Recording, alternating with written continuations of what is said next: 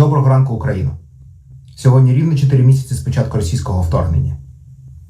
Я знаю, що багато хто з вас хотів би почути про нашу теперішню позицію напряму та хотів би почути коментарі щодо резонансних висловлювань з боку Джинджер за останні роки. Так от, ніякого превзуття в повітрі не було. Було прозріння і усвідомлення, що Росія – ворог. Через те, що ми з Донбасу, через те, що в нас стільки родинних зв'язків з тією стороною, ми до останнього відмовлялись повірити в це. Ми, як діти, сліпо сподівалися, що мир з ними можливий. Це і є наша найбільша помилка, яку ми визнаємо. І повернення до минулого не може бути. Я міг би казати ще багато красивих слів, але мене вчили, що вчинки говорять краще за слова. То для вас невеличкий звіт щодо нашої благодійної та волонтерської діяльності за останні 4 місяці. В цілому на користь України, цивільних та ЗСУ з боку Джинджеру було витрачено більше 2 мільйонів 100 тисяч гривень. А саме 3 тисячі євро або приблизно 99 тисяч гривень надіслані в будинок для людей похилого віку, що був евакуйований в перші дні війни з-під Києва до західних областей. 4 тисячі євро або приблизно 132 тисячі гривень. Термінова операція для жінки, що вижила внаслідок удару по Маріупольському драмтеатру.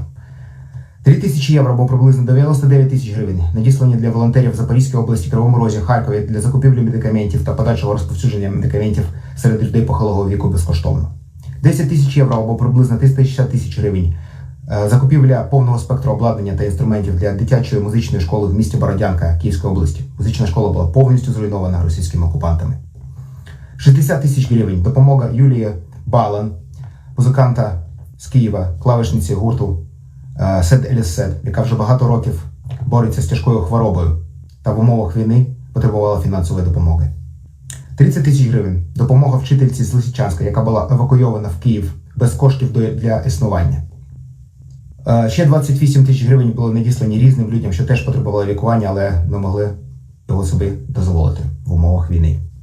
4 тисячі євро або приблизно 132 тисячі гривень надіслані в фонд Ukrainian Action, створений американцями-волонтерами. Вони зараз працюють на україно-польському кордоні та закупають екіпіровку для ЗСУ. 700 євро були куплені 2 пральні машини для церкви під Ужгородом, де живуть переселенці. 1980 євро закупівля в Словаччині та завезення в Україну медикаментів Еутірокс, Ельтіроксин та тестів для людей, що хворіють на діабет.